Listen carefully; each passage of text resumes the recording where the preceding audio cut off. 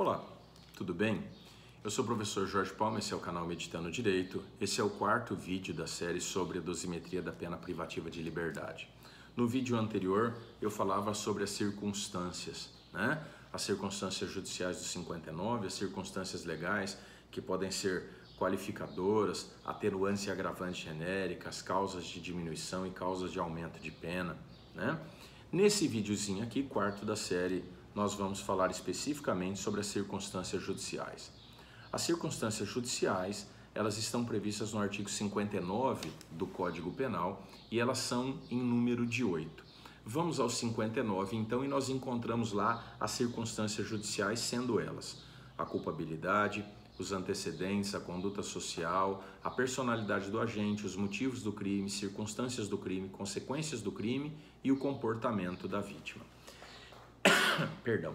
Essas circunstâncias são chamadas de circunstâncias judiciais porque elas constituem termos abertos que vão ser interpretados de maneira subjetiva pelo juiz. Por isso, então, circunstâncias judiciais, circunstâncias interpretadas pelo juiz. O juiz vai interpretar essas circunstâncias que podem dizer respeito ao agente, ao fato ou ao ofendido. Essas circunstâncias dizem respeito ora ao agente, ora ao fato, ora ao ofendido. O juiz interpretará essas circunstâncias como favoráveis, desfavoráveis ou neutras. O juiz interpreta como neutra se ele não souber dizer, naquele caso, se ela é favorável ou desfavorável. Cada vez que essa circunstância for interpretada de maneira desfavorável ao réu, ele sofre um prejuízo, como, por exemplo, a exasperação da pena, né? Interpretou de maneira desfavorável, o juiz exaspera, ou seja, ele faz um acréscimo na pena, por exemplo, né? Se ela for interpretada de maneira favorável ou neutra, o juiz não aplicará prejuízo nenhum, o réu não sofrerá prejuízo nenhum por conta disso. As circunstâncias judiciais, elas são, por exemplo, utilizadas na primeira fase da dosimetria da pena para o juiz fixar a pena base. Então ele vai se movimentar entre o mínimo e o máximo abstratamente previsto lá no preceito secundário da norma penal incriminadora, levando em consideração a pena base. Por exemplo, no homicídio, matar alguém, pena, reclusão de 6 a 20 anos, ele vai se movimentar entre os 6 a 20 considerando as circunstâncias judiciais. Mais para frente eu vou explicar como o juiz faz isso. As circunstâncias judiciais também podem ser utilizadas, né, na primeira fase da dosimetria da pena de multa para fixar a quantidade de dias multa.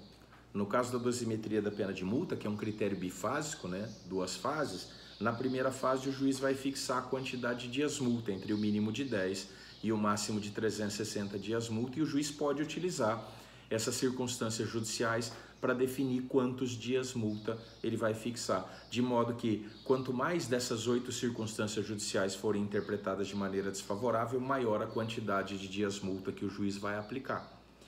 Estas mesmas circunstâncias judiciais, na forma do artigo 33, parágrafo 3º do Código Penal, são consideradas para o juiz fixar o regime inicial de cumprimento de pena. O juiz analisa ali também, né, para fixar o regime inicial de cumprimento de pena, as circunstâncias judiciais. E se as senhoras e os senhores observarem a súmula 269 do STJ, ela fala também sobre as circunstâncias judiciais, que ela diz assim: é admissível a adoção do regime prisional semiaberto aos reincidentes condenados a pena igual ou inferior a 4 anos, se favoráveis às circunstâncias judiciais. Então, quer dizer, está utilizando aí as circunstâncias judiciais como parâmetro para poder fixar um regime menos gravoso para um condenado reincidente. Tudo bem? Então, vejam, a análise das circunstâncias judiciais é extremamente importante, nós precisamos compreender cada uma das 8. Vamos então analisá-las. A primeira delas é a culpabilidade. A culpabilidade consiste no grau de reprovabilidade social da conduta concretamente considerada. Grau de reprovabilidade social da conduta concretamente considerada. Ou seja, é o juízo de reprovabilidade, o juízo de censura que recai sobre o agente criminoso. juízo de reprovabilidade, juízo de censura. Ele vai revelar o grau de culpabilidade do agente criminoso. Grau de culpabilidade do agente criminoso. Perdão. Cabe então ao juiz, na hora de valorar a culpabilidade, ter uma atenção especial, né, na verificação do maior ou menor grau de exigibilidade de conduta diversa, de exigibilidade de outra conduta, né? As características pessoais do agente devem ser analisadas dentro do contexto e das circunstâncias fáticas em que o crime aconteceu. Então, o juiz, para analisar essa culpabilidade, vai verificar quanto intensamente este sujeito deveria ter agido de maneira diferente.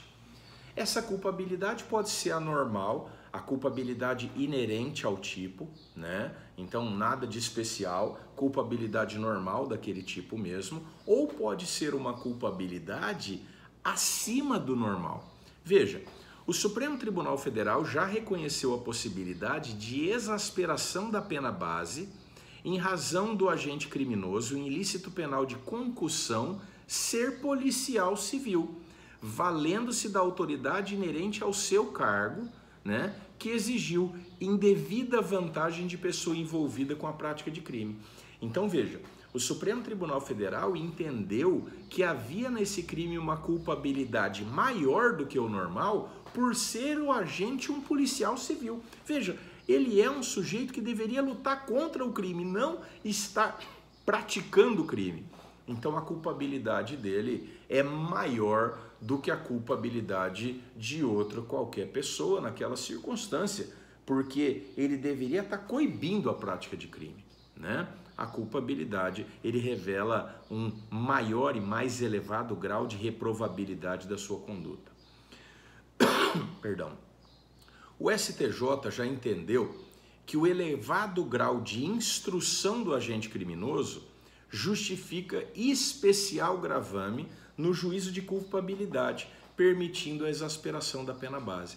Então, o fato de tratar-se de uma pessoa muito instruída, dependendo do tipo de crime, revela uma maior culpabilidade, porque justamente por conta de toda aquela instrução que a pessoa tem, ela deveria ter agido de maneira diferente, tá? O Superior Tribunal de Justiça também já entendeu que a premeditação do crime aumenta a sua culpabilidade. O fato do sujeito ter premeditado, agido friamente, calculado, preparado a execução do crime, revela uma culpabilidade mais elevada. Então, o sujeito que agiu friamente, planejou o crime friamente, pensou nos seus detalhes, ele revela uma perversidade, uma culpabilidade maior do que aquele que agiu por um impulso, por exemplo. O STJ também entendeu que a circunstância de haver o agente criminoso se aproveitado da vulnerabilidade emocional da vítima, para praticar o crime, conduz ao reconhecimento de maior culpabilidade e exasperação da pena base. Então o sujeito se aproveitou da vítima que está num momento de fragilidade para praticar o crime. Isso revela uma maior culpabilidade e o juiz vai fazer uma exasperação na hora de fixar a pena. Bom, culpabilidade, primeiro elemento do crime. Segundo elemento, antecedentes.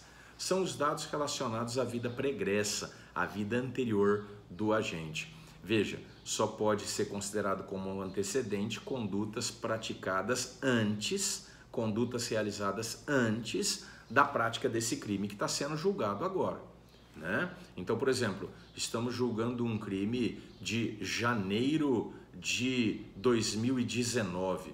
Então, só pode ser antecedente condutas ocorridas antes de janeiro de 2019, evidentemente, por isso que chama circunstância antecedente, é que antecede, é que vem antes, né? Aí, veja só, são fatos então que envolvem o passado do agente, passado em relação à data que ele está praticando o crime. Ele está praticando o crime hoje, antecedente é tudo que vem antes de hoje, né? Antecedente. O Supremo Tribunal Federal fixou o entendimento de que apenas condenações com trânsito em julgado podem ser consideradas para a identificação de maus antecedentes. O Superior Tribunal de Justiça tem, com relação a isso, editada a súmula 444, que diz assim: é vedada a utilização de inquéritos policiais e de ações penais em curso para agravar a pena base. Inquéritos e ações penais em curso, ou seja, coincide com aquele entendimento do STF. Só podem ser utilizadas decisões judiciais com trânsito em julgado, porque se não tem trânsito em julgado ainda, está em curso, Veja só, só pode ser utilizado então condenações anteriores com trânsito em julgado que não configurem reincidência, porque ou a condenação anterior com trânsito em julgado vai configurar reincidência ou vai configurar maus antecedentes. Não posso usar nas duas situações por conta do princípio do ne bis in idem. Cada circunstância só pode ser utilizada uma vez na dosimetria da pena por causa do bis in idem. Depois eu vou fazer um outro videozinho explicando sobre a reincidência. Mas as condenações anteriores com trânsito em julgado, se não configurarem reincidência, poderão configurar maus antecedentes, tá certo? Então, condenações anteriores por crimes militares próprios e crimes políticos que nunca vão forjar reincidência, né, podem ser utilizadas se forem condenações com trânsito em julgado. Uma condenação com trânsito em julgado, ela só permanece para efeito de reincidência, depois no videozinho da reincidência eu vou explicar isso melhor, por um período de 5 anos após a extinção da pena. Então, o sujeito foi condenado por um crime, transitou em julgado a condenação, ele cumpriu a pena dele, e até terminou, extinguiu a pena, cumpriu ela todinha, durante um período de 5 anos. Se ele praticar crime de novo, ele é reincidente. Passou de 5 anos, não configura mais reincidência, mas existe uma corrente doutrinária que entende que pode configurar maus antecedentes. Por quê? Porque no que diz respeito aos maus antecedentes, a lei não falou nada sobre prazo. E se não falou nada, adotar-se-ia aí o princípio da perpetuidade. Então, pelo resto da vida, se tem uma condenação anterior com trânsito em julgado, isso configura maus antecedentes. Mas o STF e o STJ têm posicionamento diferente e mais adequado. Porque, veja, se para efeito de reincidência, que é mais grave, a lei fixou 5 anos, para efeito de maus antecedentes, que é menos grave, não justifica o critério da perpetuidade. Por isso, o STJ e o STF adotaram aí critério da temporariedade, dizendo que, olha, se é 5 anos para reincidência, é 5 anos também para maus antecedentes e depois de 5 anos não pode usar para mais nada. É um critério muito mais justo. Terceira circunstância judicial é a conduta social. A conduta social é o estilo de vida do réu, né? É o estilo de vida dele com relação à sociedade, à família, ambiente de trabalho, círculos de amizade e tudo mais. É a maneira como ele se relaciona com as pessoas dentro do contexto em que ele vive, né? Não posso utilizar como parâmetro o contexto onde eu vivo, é o contexto onde ele vive. Então, a conduta dele dentro do contexto onde ele vive. A conduta dele é o normal dentro daquele contexto, como ele é visto ali na comunidade, a conduta dele é tranquila, né? Então, essa é uma circunstância que a gente pode aferir na hora do interrogatório dele e também na oitiva das testemunhas, perguntando como ele era, como ele se comporta, né? O pessoal gosta dele, não gosta, o que ele costuma fazer, esse tipo de coisa. Analisar o comportamento dele, né? Como que ele age, o estilo de vida dele, né? O Superior Tribunal de Justiça, o STJ, tem jurisprudência no sentido de que na dosimetria da pena só se pode considerar o estilo de vida dele, né, anterior à prática do crime. O estilo de vida posterior à prática de crime não pode ser utilizado para exasperar a pena. Então, a maneira como ele vivia antes da prática do crime pode levar à exasperação da pena. A maneira como ele vivia, como ele passou a viver depois da prática do crime, pode até levar à consideração dessa circunstância como neutra ou favorável, mas não como desfavorável, porque afinal de contas ela não é uma circunstância anterior ao crime, ela é posterior, então não justifica, né? O STJ também tem uma jurisprudência interessante no sentido de que o fato do sujeito consumir entorpecente, substância entorpecente, por si só não configura, não permite que essa circunstância, né, da conduta social seja interpretada de maneira desfavorável. O fato do sujeito ser dependente químico por si só não permite ao juiz valorar de maneira negativa, né, desfavorável, a conduta social do agente, até porque a dependência é doença e não posso interpretar de maneira desfavorável perdão, a circunstância da conduta social porque o cara é dependente. Outra circunstância judicial é a personalidade do agente. É o perfil subjetivo do sujeito, né? Os seus aspectos moral e psicológico. Qual que é a personalidade dele? Ele é tranquilo, ele é pacato, ele é uma pessoa boa ou ele é uma pessoa irritada, todo mundo tem medo dele, ele é agressivo, ele é violento, as pessoas gostam dele ou têm medo dele? Personalidade do agente, né? O STJ, tem uma jurisprudência sólida no sentido de que o operador do direito, o juiz, ele não tem preparo técnico para fazer esse tipo de análise.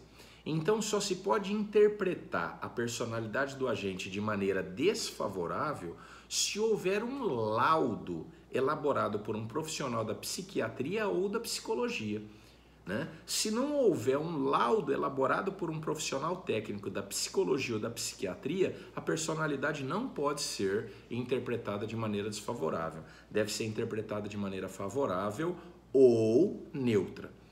Nesse ponto da personalidade também é muito importante a oitiva das testemunhas apresentadas pela defesa, principalmente aquelas testemunhas que às vezes nem sabem nada sobre o fato, mas sabem sobre a vida do sujeito, né? Costuma se chamar de testemunha abonatória. Como que ele é? Ele é boa pessoa? Como que ele age lá na comunidade? O que o pessoal acha dele e tal? Serve justamente para isso, para levar o juiz a interpretar essa circunstância de maneira favorável, né? E não fazer acréscimo nenhum na pena dele. Outra circunstância judicial são os motivos do crime, que são os fatores psíquicos que levaram o sujeito a praticar o crime ou a contravenção penal.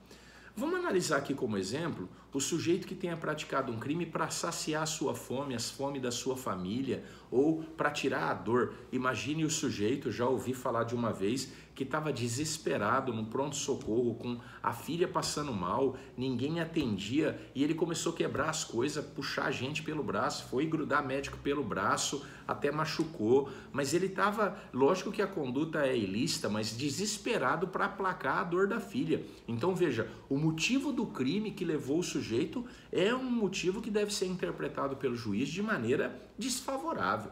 Agora, imagine que uma modelo com inveja da outra no desfile lesione a outra. Ah, porque eu tô com inveja porque ela tá mais bonita do que eu, e vai lá e agride, né? Joga água quente para queimar a moça. Então veja, a inveja é um motivo que deve ser interpretado de maneira desfavorável, né? E vai levar à exasperação da pena. Então o juiz sempre vai tentar entender o que levou à prática do crime para poder analisar esse motivo.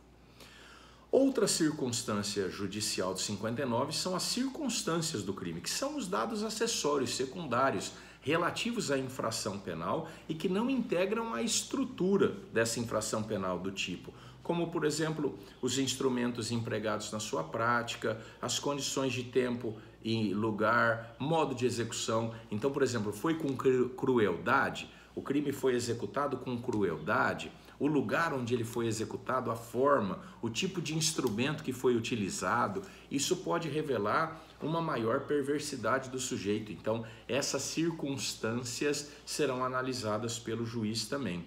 Imagine, por exemplo, que a vítima, o ofendido, seja atacado no momento do velório do seu pai, da sua mãe ou do seu filho. Ele está num momento de dor e de sofrimento e aí o crime vem ser praticado justamente naquele momento, né? Imagine o sujeito que se aproveita que a mãe está com a criança no colo e para praticar o crime contra ela naquele momento. Então, estas circunstâncias, a maneira como tudo acontece, os elementos, os instrumentos que são utilizados, serão considerados nessa circunstância pelo juiz. Outras circunstâncias são as consequências do crime. Elas se referem ao conjunto de efeitos que o crime produz.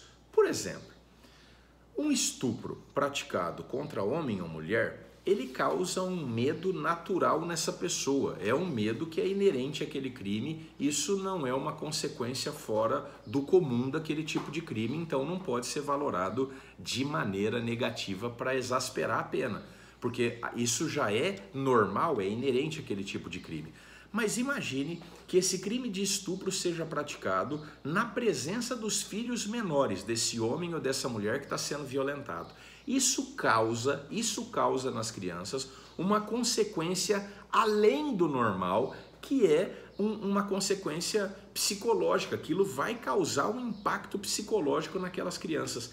Essa consequência que ultrapassa o que é normal, o que é inerente daquele crime, é uma consequência que deve ser interpretada de maneira negativa para exasperar a pena base.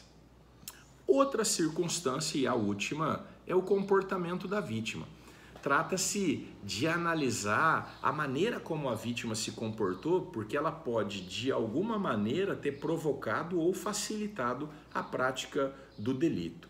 O STJ tem um entendimento firmado no sentido de que o comportamento da vítima apenas deve ser utilizado em benefício do réu, devendo tal circunstância ser neutralizada em caso de não interferência do ofendido na prática do crime. Então, essa última circunstância, que é o comportamento da vítima, o comportamento do ofendido, não pode, segundo o STJ, ser interpretado de maneira desfavorável ao réu, somente de maneira favorável. Mas como assim? Vamos a exemplos. Imagine o sujeito que, estando em local público, começa assim, de maneira despreocupada, a ficar mexendo, manuseando uma grande quantidade de dinheiro. Ele está ali num lugar público, dentro do ônibus, está na fila do mercado, na feira, e começa a contar ali, mexer com um monte de dinheiro dentro de um saco, de uma sacola. Ele está colaborando para ser vítima de um furto, de um roubo. Ele está expondo o dinheiro, ele está chamando a atenção. Esse é um comportamento que leva à prática do delito. E por conta disso, o juiz pode interpretar isso de maneira favorável ao réu e diminuir a pena. Ou ainda o comportamento da vítima, né? Que agindo com pouco recato, bebendo, se expondo ali, por exemplo, né, dançando de maneira erótica para provocar os outros e tal, ela acaba, né, provocando sexualmente as pessoas, e isso pode levar a um crime sexual. Veja, não é dizer que ela deu causa, mas agindo daquela maneira, bebendo, se expondo, se esfregando, sentando, né, provocando o sujeito, ela pode ter de alguma maneira contribuído, e isso então pode ser interpretado de maneira favorável ao réu, tá bom? Estas eram as 8 circunstâncias, estas são as 8 circunstâncias judiciais do artigo 59 do Código Penal. Estas são as 8 circunstâncias judiciais do artigo 59 do Código Penal. Espero ter ajudado as senhoras e senhores a compreendê-las, tá bom? Esse foi o 4º videozinho da série. Segue aí que em breve vem o restante para você entender a dosimetria direitinho, tá bom? Muito obrigado, bom estudo, beijo no coração.